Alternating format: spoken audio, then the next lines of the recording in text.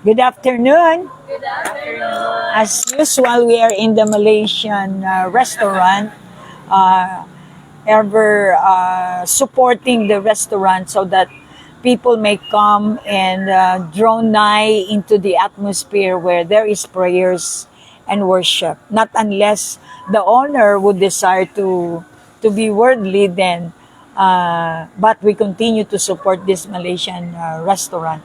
So we thank you, Lord, for giving us places where we can hear your voice. You know, we are in the ever increasing realm. Good afternoon for everyone, our equippers, our eagles in other countries. Thank you. We had just had our equipping the saints, and now we have the PPW. And as much as I could, I wanted to have more files of our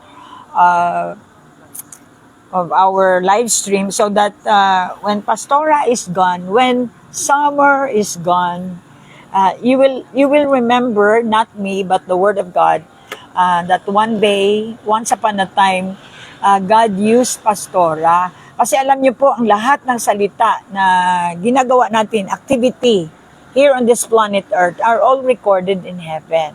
So, kung ako sa inyo, know the principle and be in the principle so that whatever you do in the principle of God are all copyright recorded by angels in heaven.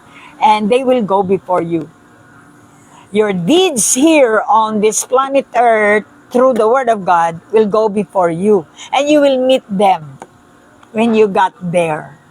So that's why ganun po ang ginagawa ko, na lahat ng ginagawa ko ngayon ay under sa principle ng Panginoon para, wow, how I'm excited to meet what I have done. Kasi pagdating po natin doon sa presence ng Lord, irurul BTR niya yung mga ginawa mo. And as you continue to grow mature, you are being you will be just. You will be giving justice to what you have done. So the words that you are talking when nobody is watching are all recorded. Sense around po. Talagang napaka-powerful ang vibration o ang light. Can you imagine? I want you to get out from your shell. The power of energy. You know, words. That's why tomorrow our message would be the power of our words. And in the evening, I decided to talk about Jesus Christ is my hope. So that our listener would be, ititake po natin ang opportunity na nasa light na tayo ngayon ang Pilipinas, madaling mag-enter in sa understanding nila ngayon in terms of darkness and light sa nangyari sa ating Pilipinas. So, we are opportunista tayo. Yun din si Jesus. Pag alam niyang time na magkakaroon na ng space ang kanyang truth, enter agad siya. Ganon din tayo. We waited for so long. Kung ang mga tao ay nasa dark pa rin, we patiently wait for them to understand and then pasok agad. Kapag nangangailangan na ang mga tao ng liwanag, nandyan ka lang, nag-standby. Ganun si Jesus. So we are conforming to the image and likeness of the Lord Jesus Christ as we are the follower. Last night we talked about the people of God. I hope that you understand that the message, or the topic last night is for you to have a better understanding about who are the people of God really. And what is the role of the people of God to the people of the world? This is it.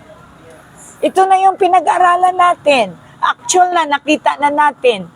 Ang mga tao ngayon talagang makita mo, sila yung field natin. Tatrabahuin natin. There are so many questions. Nasa dark side na tayo sa Pilipinas.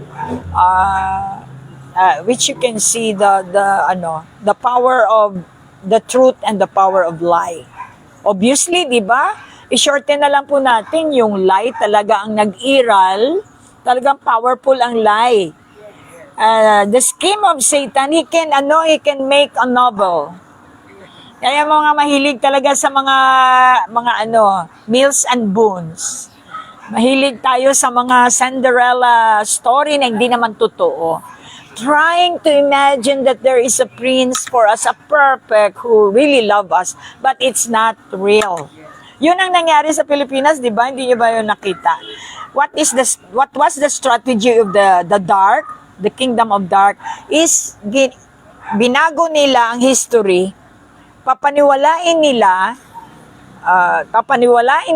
ang mga tao na hindi tama yung government at gumawa sila ng government kontra sa government.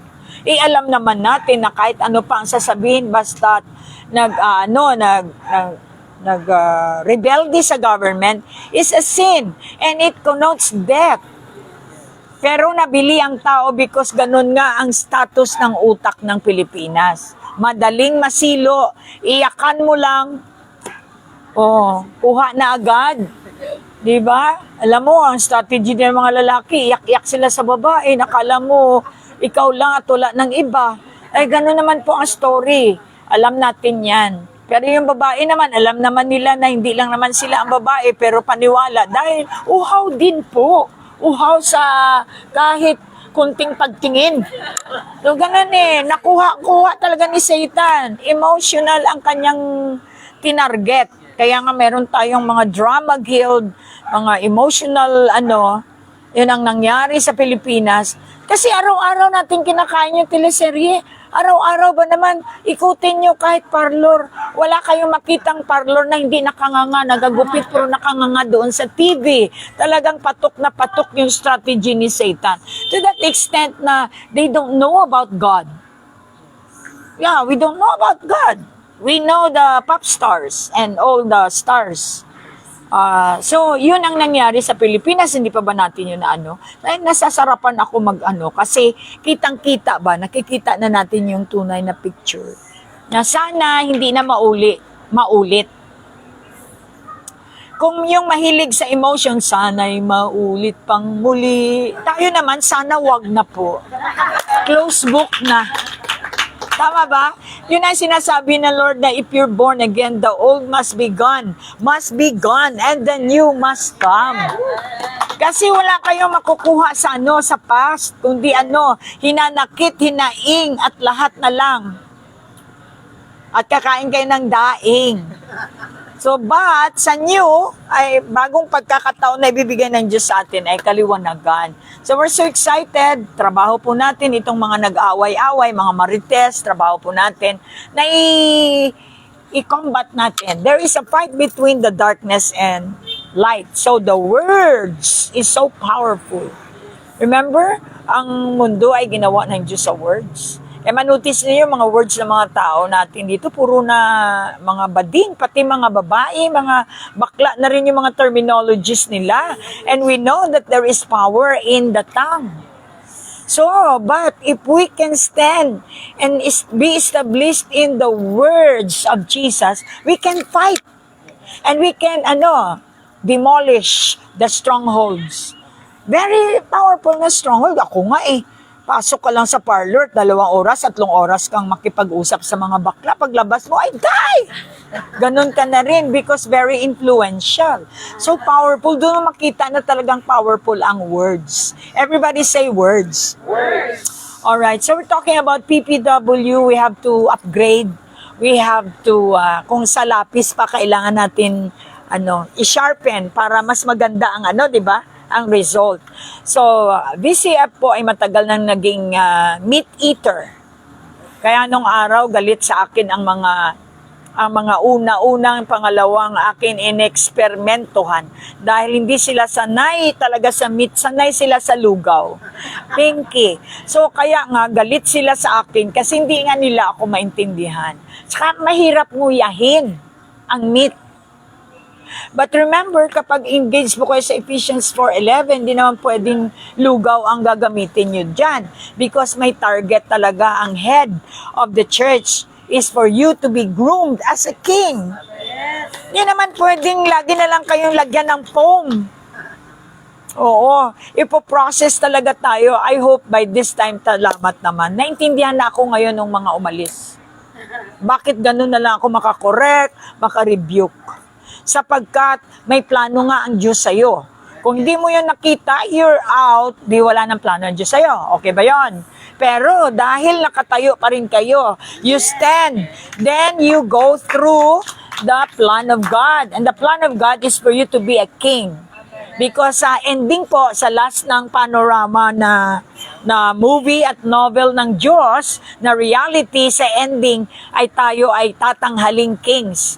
So that siya ay bababa as King of Kings and the Lord of Lords. So imagine, Lord tayo. Salamat hindi tayo naging Lord ng Shabu. Oo, kaya nga kailangan i-process yun. Tayo po ay pa-process, discipline, kaya discipleship training ang ginamit. May mga means of processing. Sinampol ko rin, dahil principles of the kingdom of God tayo, sinampol ko rin yung kay Queen Elizabeth. Sa kanyang mga anak, maliliit pa lang talagang ginugroom. Ginugroom sila to be a royal family. Hindi naman pwedeng hindi nila idamit ang pagka-royal nila. So, it means to say you're different from the world. Samantala yung mga bata naglalaro ng mga diyan sa Bulok Creek. Yung pag ikaw pinili, kukunin ka ng Diyos, lilinisin ka niya, at iba ang iyong magiging ugali. Hindi ka pwedeng magkamay, kundi mag-silver and gold dahil royal nga. Kaya alam ng Diyos na sanay na tayong magkamay, itaas pa yung isang paa pag kumain. Ngayon, kailangan natin ng training kasi hindi talaga bagay sa royal family, sa palasyo, ang ganong klaseng manner of eating. Kaya nga, proseso. Yung ngayon, naintindihan nyo na kung bakit may correction, may rebuke, sapagkat ginugroom kayo o sinishape kayo into a royal family. So, palakpakan natin ang salita ng Diyos. Kung hindi nyo pa rin naintindihan, sorry na lang. Yung hindi nakaintindi, maiwan sa labas ng Royal Palace. Sa Coca-Cola kayo maitim doon. Alright, so, principles of overcoming hindrances to prayer. Alam niyo po, ang prayer ay hindi lamang basta ka na lang manalangin. As we go along, we got to upgrade and examine our communication to the Lord. Kasi kung hindi po maganda, ay salamat pala sa Ukraine. Kahit hindi nila maintindihan kasi inaluan ko ng Tagalog, talagang sinishare nila. Sa ibang mga Pilipino, taga-Ukraine sinishare niya parang gusto niya na i-share ito sa mga Pilipino sa Ukraine. Thank you. May God bless you all the more. At saka marami pa pong mga bansa na nakikinabang sa ating mga live stream. Yun naman tuwang-tuwa ako. Sa tingin ninyo, konti lang number. But you know, na-disseminate, hindi nyo lang alam, ang isa dyan, 1,000. Yung isa lang na nanood, 1,000 kasi by all means, mai-share din nila yung mga thoughts ng Panginoon dito na makuha nila sa live stream. And we are so excited for that. We're not looking at the number. We're looking for the quality. And of course, there must be a quantity kung talagang ito ay nakakatulong sa kanila. Yun na lang nakatulong sa kanila sa abroad ay talagang tumataba ang puso ko. Talagang mas lalo kong pinagbubutihan ang pagbibigay ng salita ng Diyos na talagang didiretso sa inyong mga puso. Because diretsahan po tayo eh. Hindi tayo katulad ng religion na nagbubuladasan pa. Hindi, diretsuhan tayo. Are you saved? Then if you're not saved, come here. Let's show you how to be saved. And let's do it. Ganon tayo sa equipping the saints. So, prayer po is, must be developed. Katulad ng tanim. Kapag hindi mo na-develop ang tanim, hindi siya lalago, hindi rin siya mag-bear fruit. So, communication must be bearing fruit. It is an art actually. depends how you communicate to someone that would determine your relationship. Kung gaano kalalim or even trust alone is determined on how you communicate your relationship. Katulad sa amin ni Mama Jane. Can you imagine? It's so hard for a Filipina like me to have a closer relationship to an American. Age-wise, hindi kami pareho. Intelligence-wise, malayo siya kaysa sa akin. But how the Lord, because of the Word of God, nothing is impossible for Him, na naging complementary kami sa isa't isa. Na yung intelligence niya talagang na-influence ako. Yung kanyang pagka-Amerikana, ang kanyang mga attitude, mga behavior, character, ay na-influence ako. At yung pagka-Pilipina ko naman ay na-influence ko siya. So when influencing someone, lalo na to each other, magkakaroon ka ng better you because mako-compare mo yung mga negative at saka yung mga positive. And of course, if you are wise enough, you get what is good for you. One thing is yung line ni Mama Jane. Nasali ka doon Nasali ka sa line. Kaya kayo nasali din kayo sa line ko. Tulad ng mga ibang mga naging DCF. Nung araw, halos hindi marunong mag-color blending, mga baduy. Pero ngayon, talagang social na, mukhang sinipa na ako. Di ba? Ganun lang naman ang tao. Pag knowledgeable na siya, feeling niya, mas siya, nakalimutan niya yung past niya. Kaya nga lagi kong sinasabi, magpa-picture kayo nung nag-start kayo. Oo. Until now, lagay nyo, tarpaulin nyo sa bahay nyo para manatili po ang ating humility. Okay? Huwag yung feeling maganda na kayo dati. Alright? So, the principles are the laws of God. Kung magpili naman lang kayo, you can choose the principle of Victoria's Secret because talagang nakita natin may effect, all over the world talagang, naglilipa na ang Victoria's Secret. It means to say, ang principle nila, bankable or saleable. Talagang matagal pa. Matagal sila. Ibig sabihin, ang principle nila talagang matatag. Pero walang principle dito sa lupa na hindi matatapos. The principle of God is walang katapusan, di ba? Now, if you're sold out to that, why gather more principles na kinuha lang naman nila yan sa principle ng Panginoon at trying to go against with the original principle? So ako, once and for all, you have to settle. Okay, ang prinsipyo ng Diyos na ngayon ang aking susundin. Dahil through all the history, kahit hanggang ngayon, napatunayan naman talaga na ang prinsipyo niya ay totoo at walang makakabali dahil siya nga ay Diyos. So tonight, we're going to add more of your knowledge about how your prayer life. So na-introduce ko po sa inyo ang secret place, which is your spirit. Kaya nga, sabi nga doon, lahat ng kailangan natin ay galing sa power. Ang power na ni-receive nyo, John 3:16, for God so loved the world, that He gave His only begotten Son. Whoever believes, so we are believers, right? Are you? O, check nyo yan, baka naman believe lang. Believer ba talaga kayo? Continual believing because you trust the Word of God. And then the promise is the eternal life, which is yung eternal life na sinasabi hindi mauubos, hindi masisira, at hindi mamamatay, walang katapusan. Yun ang ibig sabihin ng eternal. You need to really study in order for you to be established in the Word of God, which is the Word that will never be destroyed. Kung tayo na-establish sa ganon, then for sure, tayo din ay kasamang hindi ma-destroy. Alright, so, yung John 3:16 na yan ay hindi pa rin naintindihan ng iba dahil kulang sila ng revelation. The Holy Spirit, when you receive Him, you need to have your personal relationship sa Kanya. Yeah, good. Si Pastora nagbibigay sa inyo ng mga revelations ng Panginoon. At iba pa rin yung personal ninyo na revelation. Kasi God knows what you need. At saka siya lang naman ang nagbibigay sa inyo ng revelation na angkop sa inyong kaalaman. Hindi mo pwedeng makopya ang anointing. Kaya nga kailangan personal ang ating approach sa Panginoon. Tsaka remember, kapag may alam tayo, ang secret lang para hindi mawala is humility. Because the absence of humility, the anointing will be paralyzed. Hallelujah. Because that is the very access of heaven. Sabi ng Lord, tinataas niya yung nagpapakumbaba. Yan ang ng Lord. Para ipakita sa iyo na wala ka talagang binatbat.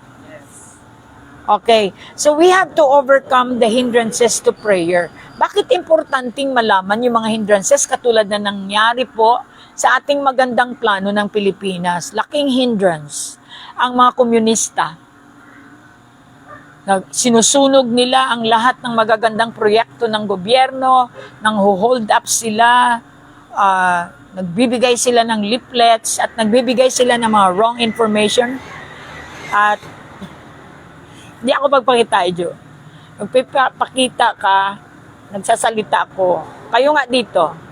So, I want you to fix your eyes sa word. Ang word kasi is Diyos. Alright?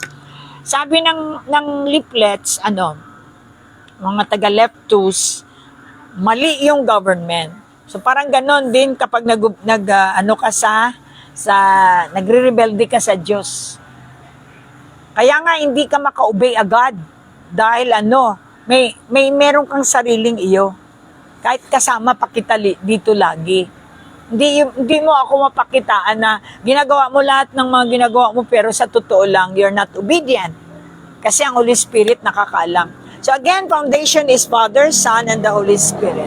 The Trinity is our foundation so that our concept will be godly or the kingdom of God ang concept po natin.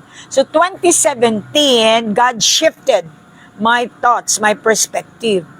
And I can see right now, talagang big time ang shifting niya ngayon sa mga pananaw ng mga tao. Because of what had happened, kinos niya itong mangyari sa Pilipinas para makita natin sinishift niya. Ano ba yung sinishifting?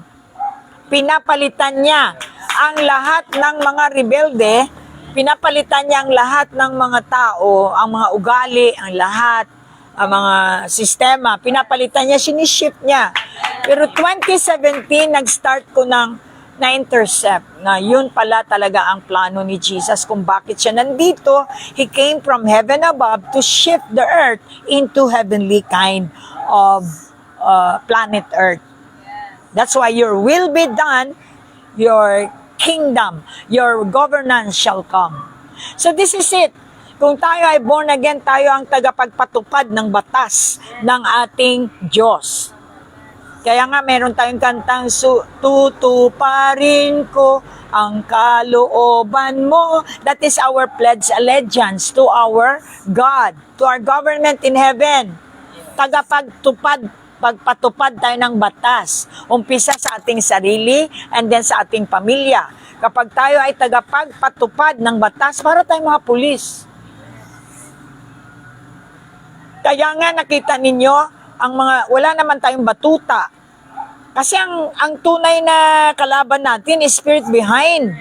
So that's why words is the sword of the Spirit, na kapag ito ay ibinuga mo sa espiritu, sa kaaway, ay sobra pa sa batuta, talagang they will vanish. That's why anointing is to break the yoke of bondage, set the people captives free, you cast out the demons, you heal the sick, because we are spiritual people. Binigyan tayo ng power and authority to do that. Kung hindi natin yan i-practice, how would be a part of the plan of God? Hindi tayo maging part ng plano ng Diyos kung tayo din ang i-rebuke lagi.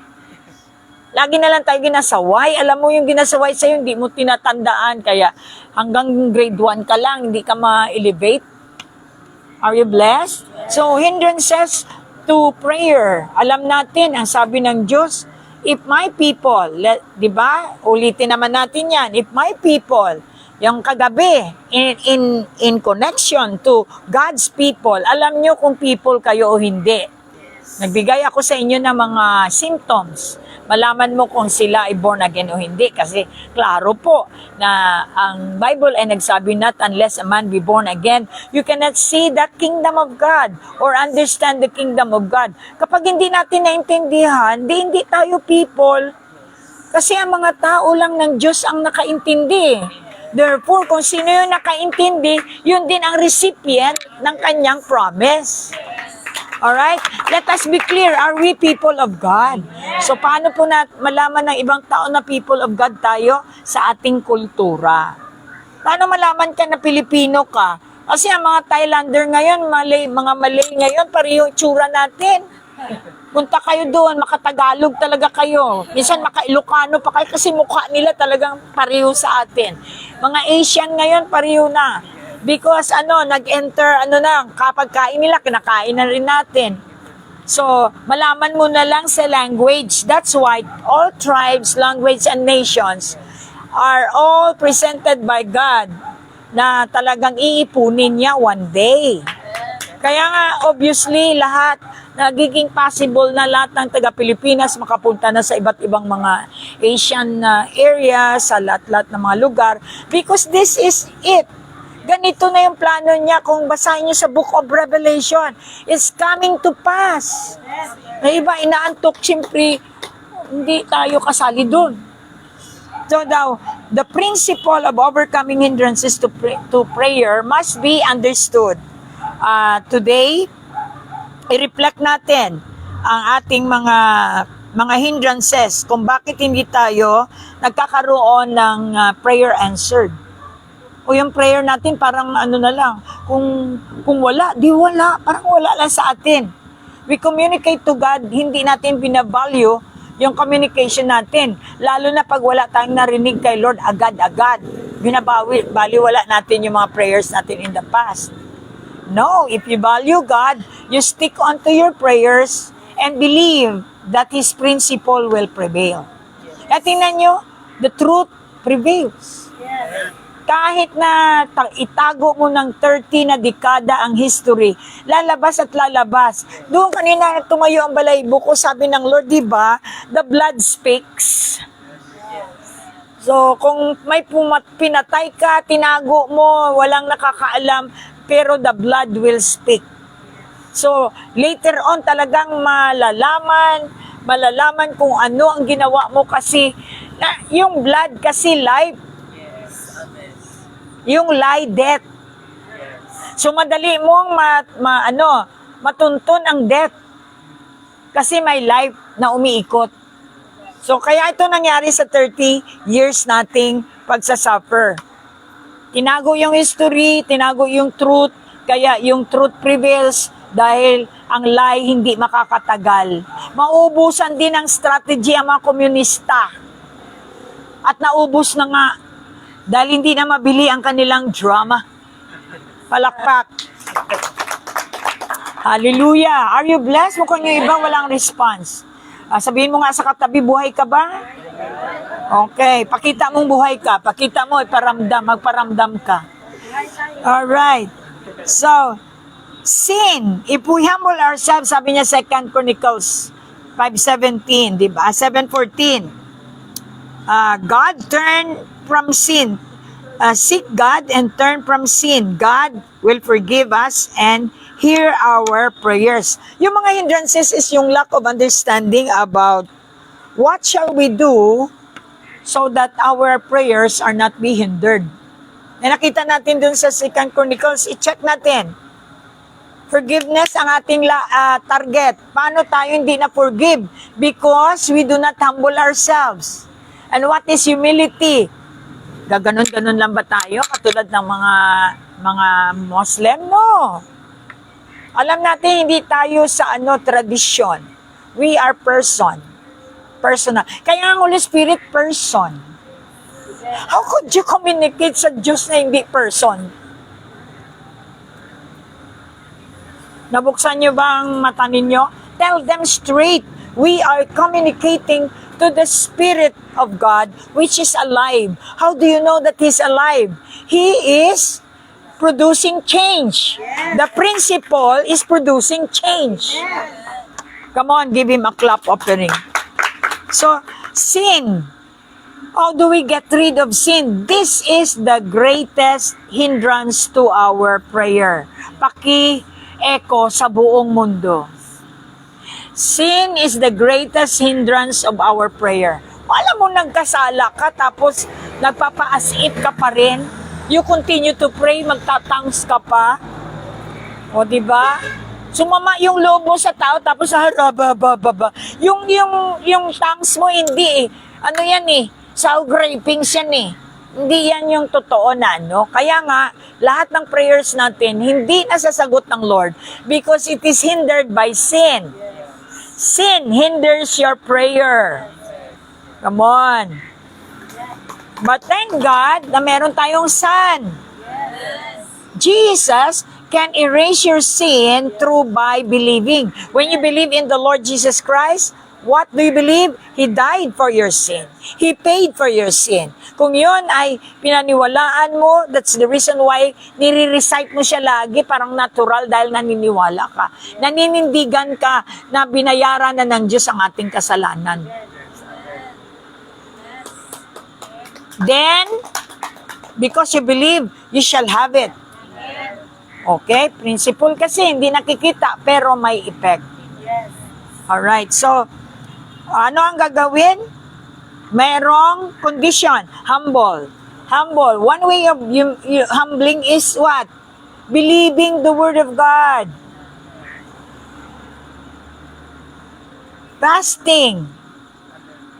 Kapag nag-fast ka for the purpose of your spiritual enrichment, kaya yung iba, hindi nila kaya mag-fast kasi sanay na silang kumain ng kumain. Tapos sasabihin nilang spiritual sila. No. Ang talagang spiritual na tao, hindi ko naman kayo pinokondem. Talagang ano lang yan, kung dumating na kayo na na-discover nyo na hindi pala pwede na maging deep ka sa spiritual, na hindi ka engage sa fasting. Ang fasting po dapat pag-aralan. Ang fasting ay nag-ano ka ng pagkain with the replacement of the Word of God. And then you discover na kapag salita ng Diyos ang kinakain mo, abay talaga pala that sabi ng salita ng Diyos, no one can live by bread alone, but by every single word. Ikaw yung testigo. Diba? So makatestify ka ngayon dahil na-experience mo talaga. 3 araw akong walang kain, pero wow, I just did the Word of God, and how did I sustain that? It's the power of the Word. So therefore, I can testify that no man can live by bread alone, but by every single word that proceeded, or that is revelation, proceeded from the mouth of God. Bakit ka nagpipray and fast? Para for you to go deeper, for you to hear the sound of the spiritual world.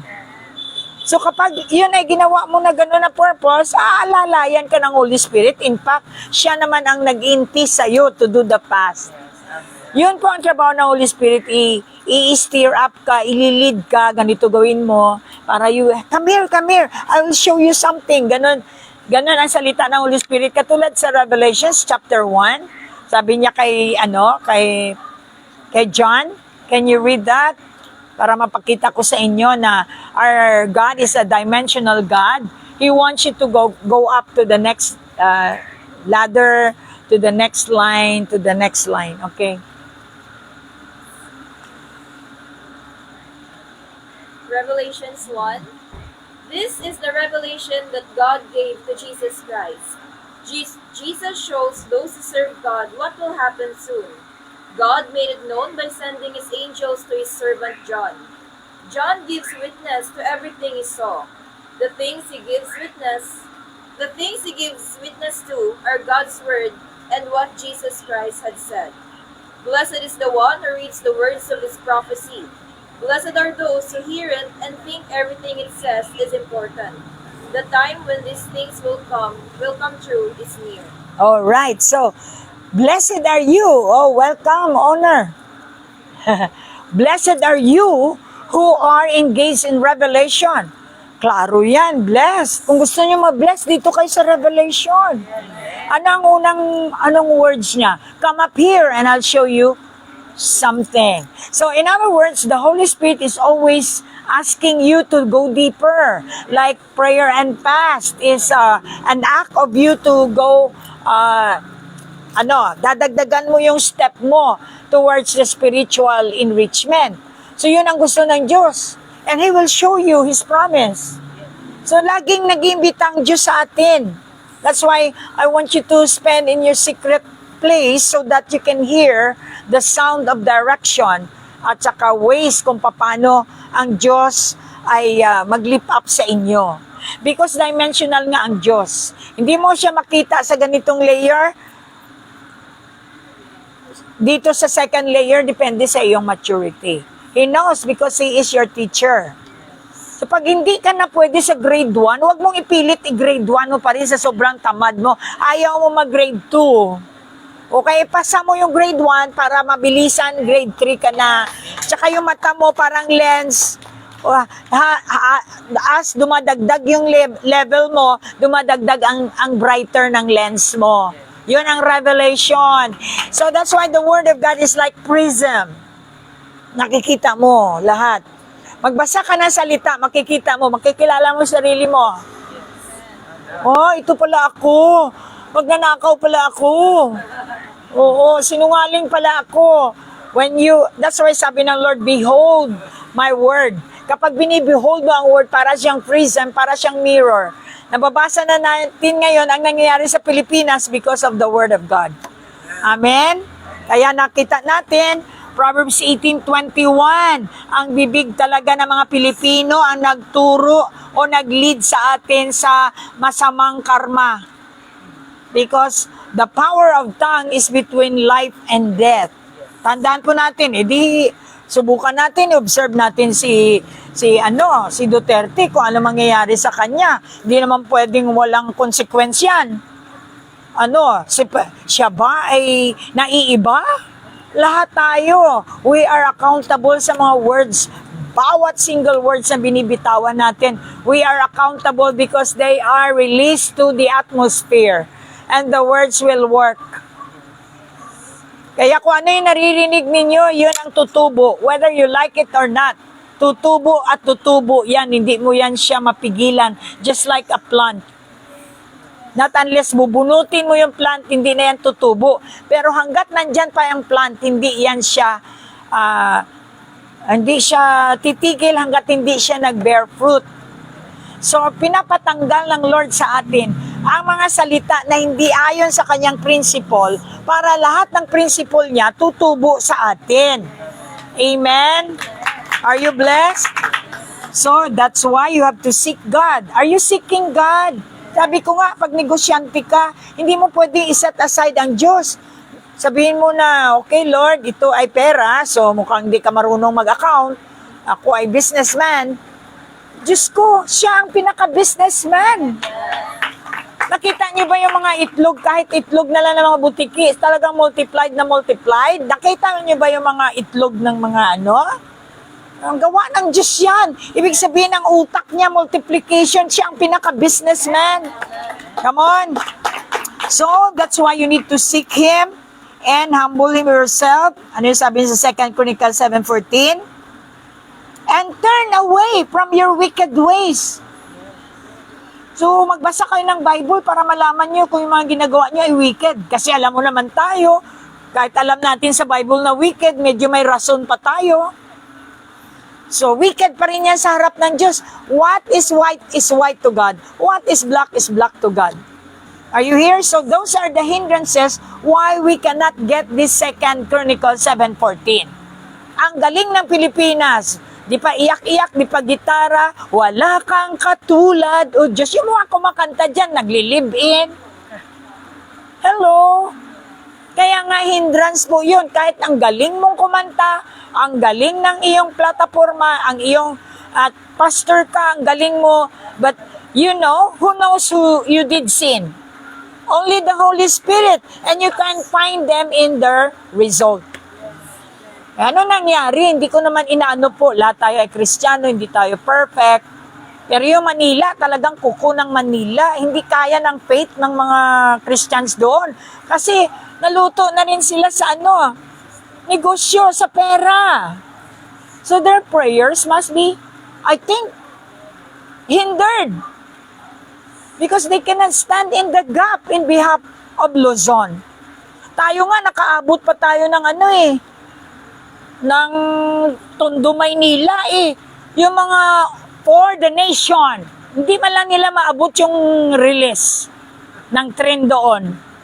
Napasok natin doon.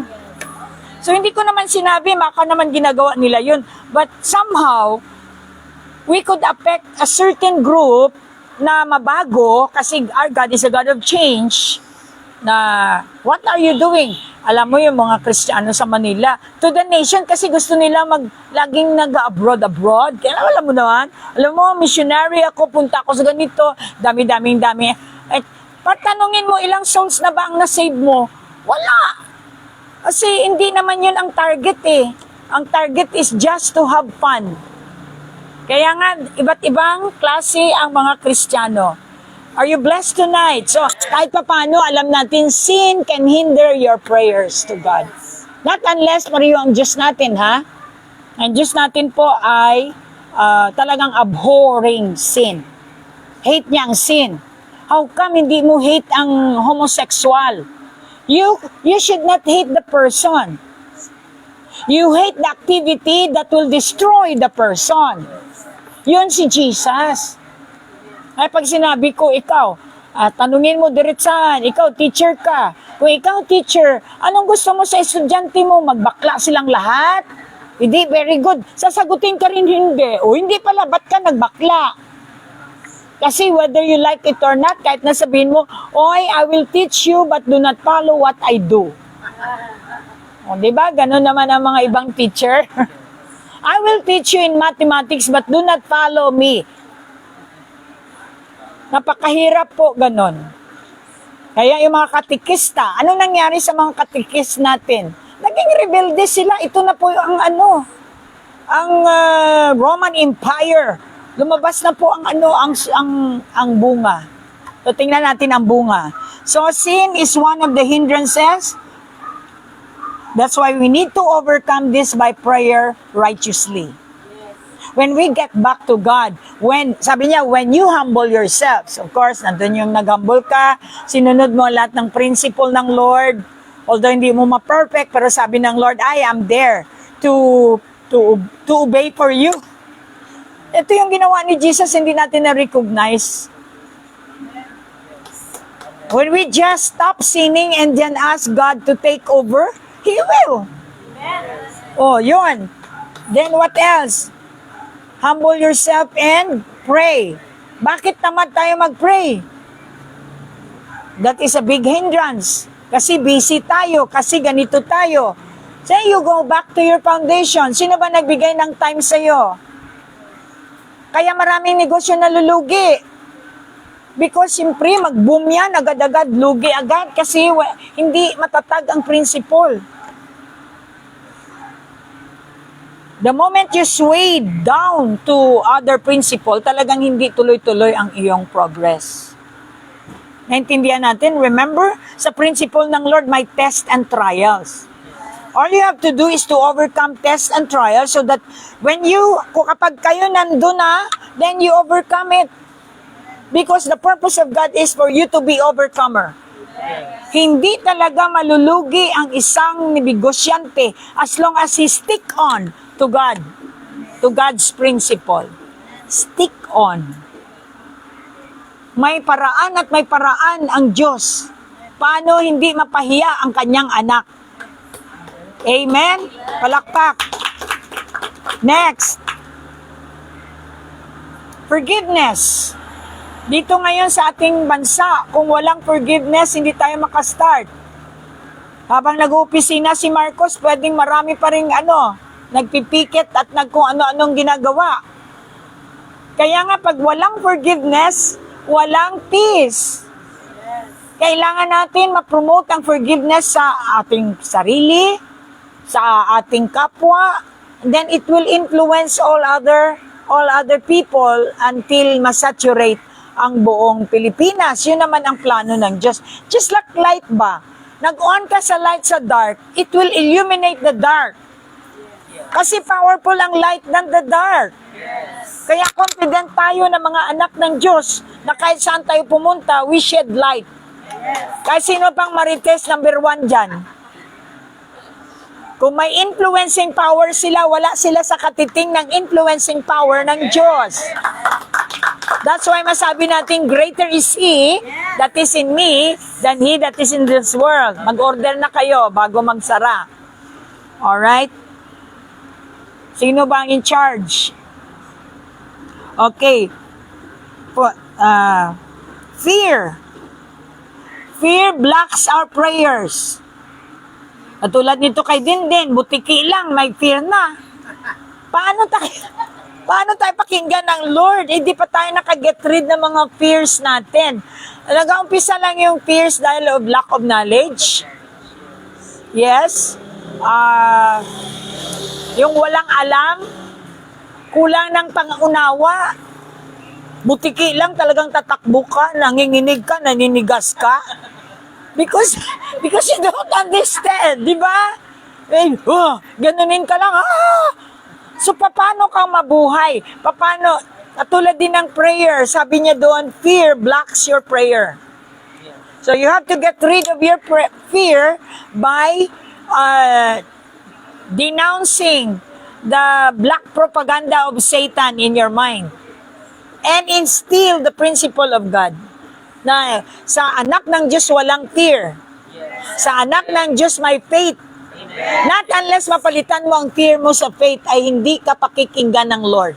And by the way, God answered prayers who are in faith, not in fear. Okay, klaro? Are you blessed that you came? O, diba? Ang ganda talaga dahil ginugroom nga tayo to become a better you as a Christian. Kaya nga araw-araw tayo dapat mag-aral. And then practice it so that you can have it. So fear blocks the power, our prayers by undermining our faith. Siyempre, pag may fear tayo, ina-undermine natin ang ating pananampalataya. What do you believe ba? Kaya nga, practice makes perfect.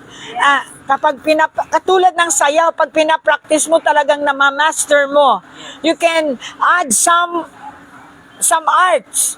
Pag hindi mo master, kahit na yung kamay mo ang tigas-tigas kasi hindi mo nga master eh. Pero pag master mo na siya, you can add some arts with your kasi namamaster mo siya, you can make it as a representation of yourself. Because you can make art of it. You can make extra mile if you master something. Naintindihan ba natin? So, when we accept God's forgiveness and the new spirit, which is the Holy Spirit in our hearts, He has given us what? One of His power, then His love, and sound mind. Bibigyan niya tayo ng power, love, and sound mind kapag na-practice natin, na-accept natin ang forgiveness ng Panginoon. Di ba pag hindi ka nag-forgive na restless ka. Tapos, dug. Wala ka namang kinatatakutan, pero bakit parang dug. Because you are not forgiven. The dug is the presence of the devil. He can attack you. But when we receive the forgiveness of God by really repenting the way God wants you to repent, then surely you can receive power, love, and sound mind. Alright.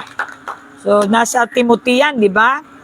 So, we really need to understand those are the hindrances. Fear, yung sin, fear, yun yung mga hindrances ng prayer natin. Pag alam natin na medyo, bakit wala nangyayari sa prayer ko na-notice ko lang, na-feel ko na mukhang walang nangyayari dun sa prayer ko. Hindi madalas sa iyak So, check. Baka may mga hindrances. Ito yung mga hindrances. And then what? To conquer feelings, itong feelings. Number 3 is guilt. Sin, kanina. Number 2 is fear. And then number 3 is guilt. Para ma-conquer natin ang feelings of guilt or condemnation, we must realize that God has forgiven us. You see, the power of forgiveness, kahit saan, forgiveness talaga ang key para tayo ay mawala dito sa mga hindrances ng ating prayers. And has forgiven and has forgiven our sins. Therefore, we can pray with assurance. If I know that my sins are all forgiven, blotted out, redeemed by the blood, nandun lahat yung mga substance na alam ko, yung word, then I have confidence that my prayer has the assurance that my God received my prayers and is going to answer. So nandun yung excitement mo talagang maghintay ng prayer answered mo because you know that you are doing what is right. Maramdaman mo naman kung may hindrance eh. At least nalaman nyo ngayon. Sin, fear, guilt are those hindrances of your prayers. And number 4 is feelings of inferiority. Nakita ninyo, binibuild up ko kayo. Marami sa inyo dito, inferior kayo, hindi kayo makapagsalita.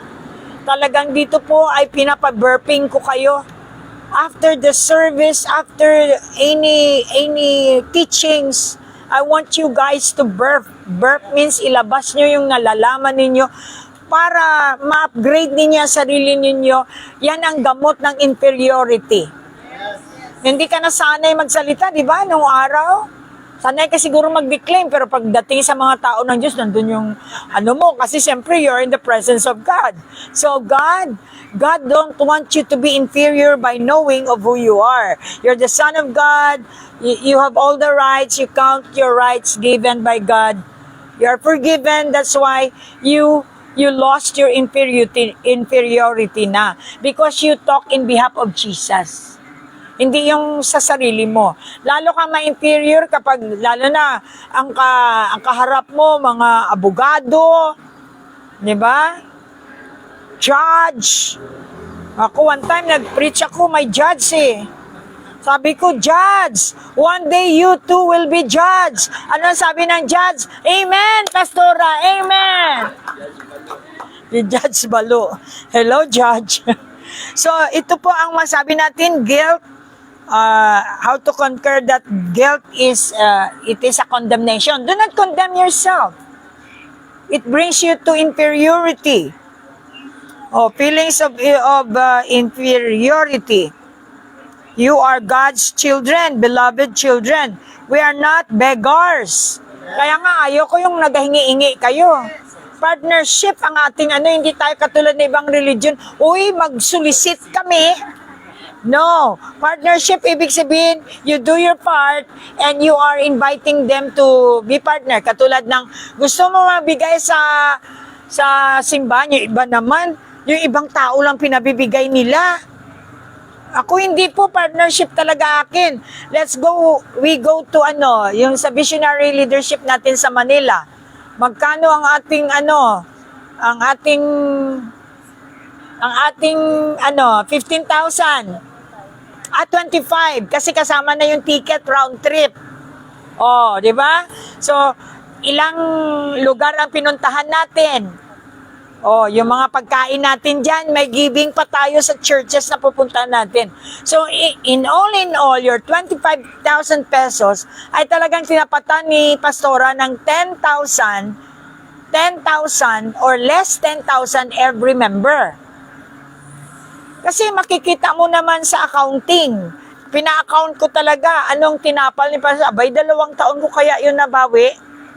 Talagang, kasi ang importante sa akin, magawa lang yung vision.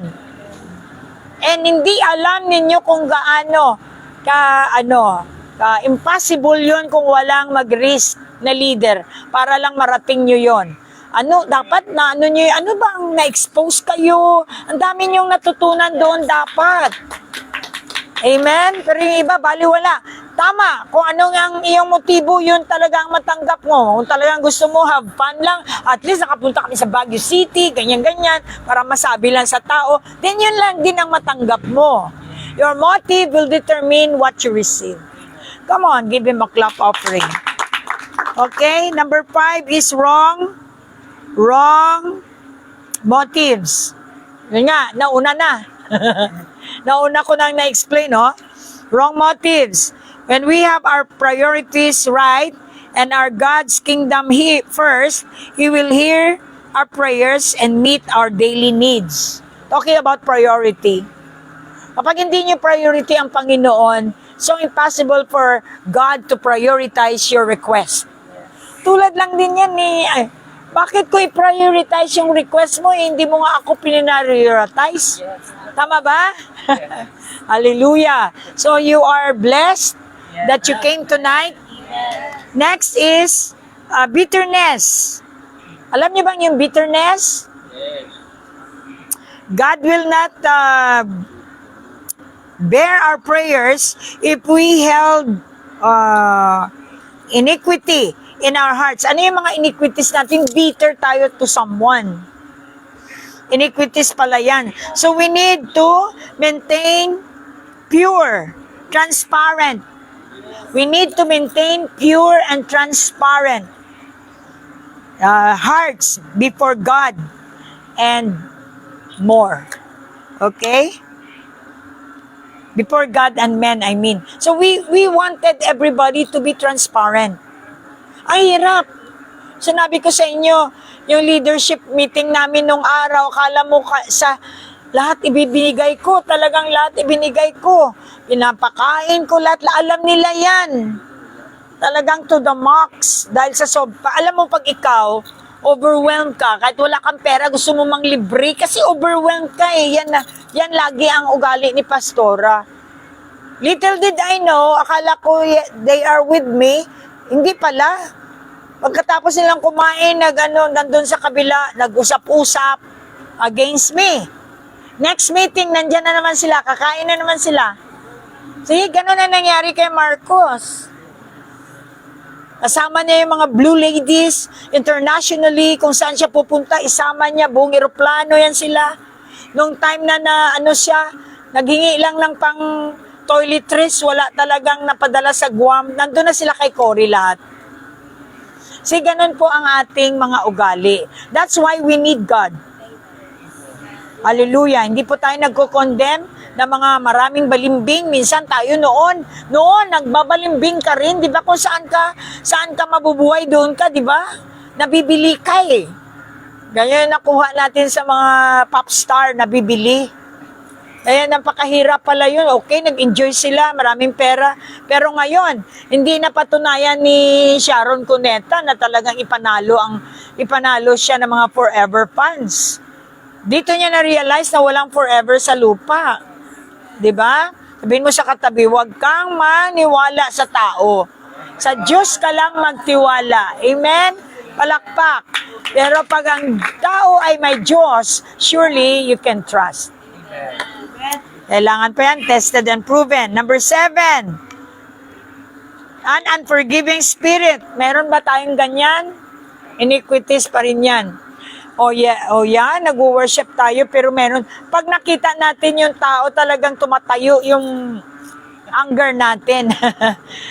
Sinabi natin, I forgive them. Pero nung nakita, lumabas na yung na may galit pa pala. Yun may mga unforgiving spirit na dapat natin i-get rid. Because meron na tayong takot ngayong alam na natin na ang unforgiving spirit will hinder your prayer.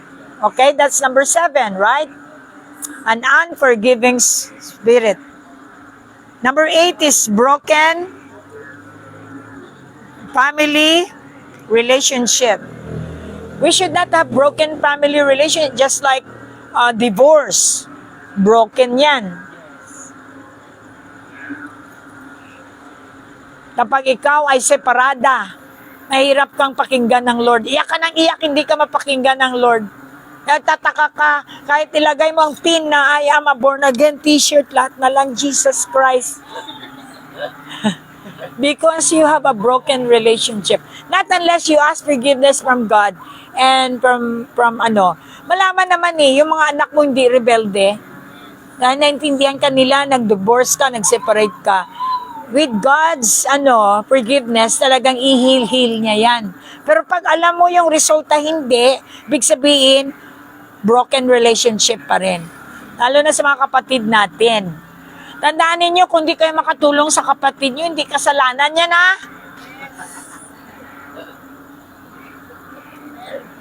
Nandyan ako galing. Mukhang naunsi ako ni Satanas.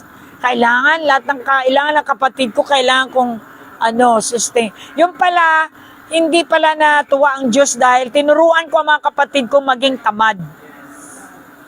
Pag nag-asawa na kayo, you have to stand. Nakakahiya naman. Nag-asawa na kayo, sandal pa kayo sa nanay at tatay nyo. That is not good.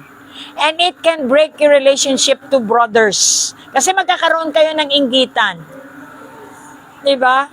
Tsaka, if you really love God, you follow. Nasabi ng Lord, separate ka sa nanay mo talaga. In other words, pwede kayo isang bahay as part of your, progress, ay yung pasensya, yung mga ganon.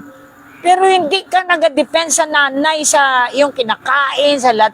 You have to, ipakita mo na ikaw ay Christian, ikaw yung ikaw ang nagsusustain sa nanay mo, hindi yung nanay mo magsusustain sa'yo. Maganda naman may regalo ang nanay mo, pero hindi naman lahat na andyan si mother, andyan si father.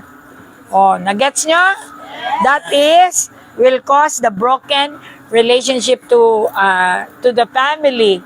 So, para mag-pray tayo sa ating mga family, just like ang mga kapatid natin, ayaw nila sa atin simply because we are Christians.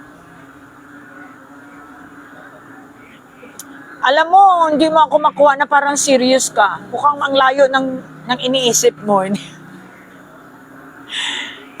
Mababasa ko. Sabihin mo nga sa katabi, may Holy Spirit ka ba? Okay. Where the Holy Spirit para hindi ako makadiscern ng mga ng mga iba-ibang mga espiritu dito. Okay? So, broken family relationship. Kapag may kagalit kayo sa inyong pamilya, get right para yung inyong mga prayers ay mapakinggan. Kahit na ayaw mo, dahil ayaw mo na ang prayer mo ay hindi masagot, gagawin mo na lang talaga. Amen? Ano sabi natin? Kahit hindi mo feel, hindi ako plastic, no? Hindi yan sa pa-plastic, ginawa mo kahit ayaw mo. That is sacrificial obedience to God. Lord, alam mo talagang inis na inis ako sa taong ito, pero hingi ako ng tawad for the sake of my prayers be answered. Amen? Kaya malaman natin talaga hindi tayo effective kapag may ginawa tayo kagabi. Ano bang ginagawa nyo kung gabi, ha? Baka may mga ginagawa kayo sa secret, kaya para sa umaga napakalantoy-lantoy ninyo, wala kayong diba? Check. Hindi ako nagko-condemn. Nagsasabi lang ako sa inyo na ang prinsipyo ng Diyos ay hindi nagsisinungaling. Palakpak. Number 9, idols. What are some idols do you have? Pera, number 1 yan. Anything that gets your attention. Ang tagal nyo masira na sila. Idols. Pwedeng asawa. Lalo na yung mga marites, mahilig sa, asawa ko talaga. Oh, yun. Idol yun. Wala naman nag-aagaw na asawa mo, alam mo na may titulok ka. Ba't mo pa paulit-ulitin? O ilagay mo na lang, ito asawa ko. Idols, pwedeng maging idol yan. So, we must examine our priorities. Again, priority na naman. Unahin mo ba ang asawa mo kaysa sa kay Lord? Lagi kayo nag-aaway siya talagang idol mo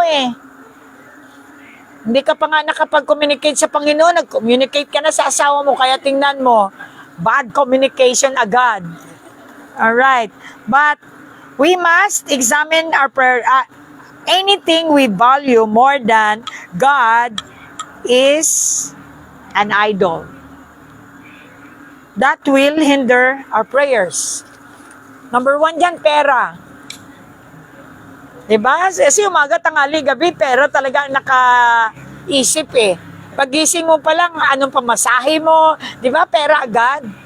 But God said, when you put me, your priority, the money will never be your idol. Or anything. Trabaho, pamilya, anak, can never be an idol when you put me first. Yan lang pala eh. Para hindi maghinder sa ating mga panalangin.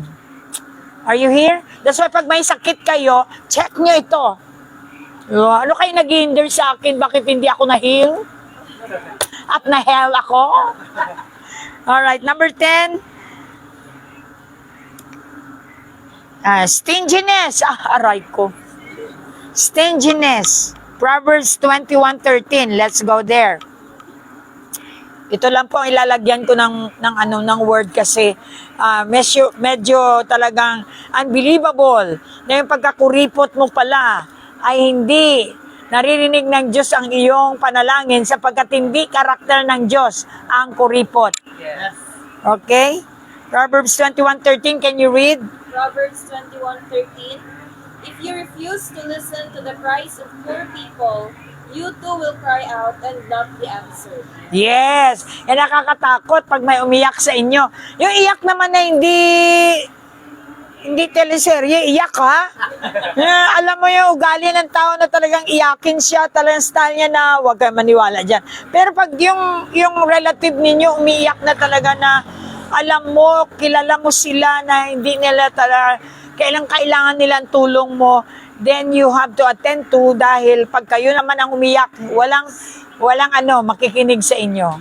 God will shut the door. That's why that hinders your prayers again.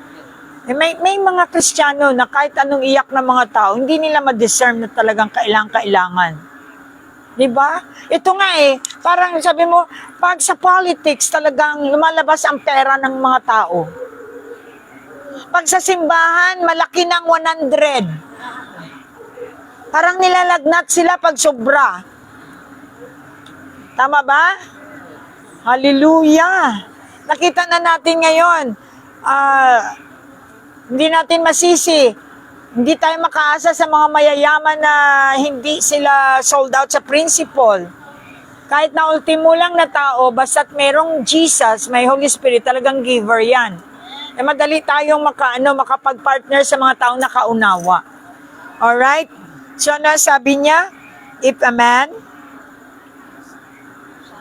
Okay. So our prayers will be answered if we are compassionate and generous rather than greedy and stingy. So are you blessed? So 10 yan. 10 hindrance yan. Ulitin nga natin, ano yan? Guilt, feeling of inferiority, wrong motives, bitterness, unforgiveness, spirit, broken family relationships, idols, stinginess. Kapag mayroon po tayo niyan, kailangan natin i-get rid. Ask God's grace. Kung alam ng Diyos na may mga ugali tayo na talagang nakastick dyan, grace can separate you from that. The power of grace is available for all believers. Hirap ako dito, Lord. Alam ng Diyos. Hindi ibig sabihin na born again tayo, ano na natin lahat yan.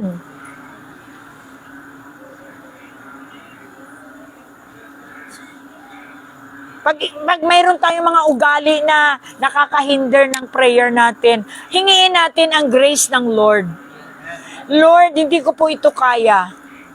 Lagi akong cause ng mga distraction sa church. Hingiin nyo kasi nakakahinder din ng prayer natin yan. Yung gustong makinig, hindi mo binibigyan ng chance. Yung gustong magbago, hindi mo binibigyan ng chance. Kung sa Ilonggo pa, langulanguhon mo lang. You make fun of it.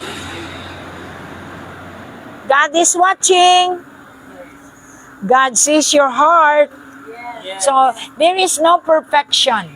sa atin. But we are trying to delete all the things na ayaw ng Diyos para ang gustong makita ng Diyos sa atin ay makikita na sa atin. Inaasahan ng Diyos na maging puro ka kasi maraming nangangailangan sa iyo. Hindi ka puro, gusto mo i-reproduce ka? Pakisabi sa katabi, gusto mo mag-reproduce ng hindi puro? Diba? Ang gusto ng Lord, ang i-reproduce mo ay yung image ni Jesus sa puso mo. Although hindi tayo perfect, but somehow may mga image and likeness si Jesus sa atin na dapat nating i-propagate, especially sa ating pamilya. Are you blessed today? Yes. So those are the principles for overcoming hindrances for our prayer. Very important po. Kahit ang galing nyo manalangin, articulate na articulate kayo, ang ganda-ganda with matching tongues and singing in tongues and with matching orchestra. Hindi mo alam kung ano bakit hindi na nasasagot ang prayer mo, then you lost it. Ang tao, katulad po ng ng baksidor, si Manny Pacquiao, inaalam niya yung ang strategy ng demonyo para maging champion siya. Ganon din tayo, inaalam natin yung mga strategy ng demonyo, bakit yung prayer natin hindi nakakaabot sa Panginoon. Sabi pa naman, God is an answering God. And then, why in the world na hindi nasagot? Yon, dahil hindi mo alam na may mga prayer hindrances. Na dapat mong nalaman ngayon na kapag gagawin mo yan, for sure, your prayer will go straight to the throne of grace and mercy. And surely you got the result. We wanted to have the result of our prayers. Kasi pag tayo ay nakakuha ng resulta, araw-araw na ating prayer, alam na natin, then God will count on you. Kasi yung isang barangay, kahit isa lang ang antena dyan. Mabibless ang buong barangay dahil sa iyo. Kasi may line ka. May isang line nga, hindi pa, putol pa yung line, hindi wala. So let us pray. Father, we thank you, Lord, for tonight, that the principle for overcoming hindrances to prayers are heard by us and known. And by that, Lord, we are able to develop our communication well to you so that we can get the result of our prayers. Father, thank you that our hearts' motives will be your motive so that, Lord, everybody will be happy. Your desire is for us to be happy and to really live a life to the full. Thank you, Lord, for tonight. I know sa lahat ng mga nakakarinig, everybody who heard this, may it be a good and big time help for their prayer line so that we can receive every day from you. We know that you are the God who answer prayers. You never forsake the prayers of your people. But the thing is, we don't know why our prayers cannot reach your heart. So now we know, I hope and trust, by the power of your Holy Spirit, we're able to use it. And we ask you, Holy Spirit, to lead us and train us in a way that our prayers will be a contrite prayer. Father, we thank you for the result of our PPW tonight. I believe that it will sprung up to all the atmosphere and even in the live stream, that it can bring light, it can bring direction, it can bring protection, and even provision in our daily lives here on earth. We love you, Father. We bless your name. We glorify your name. In Jesus' name we pray. Amen. All right. God bless.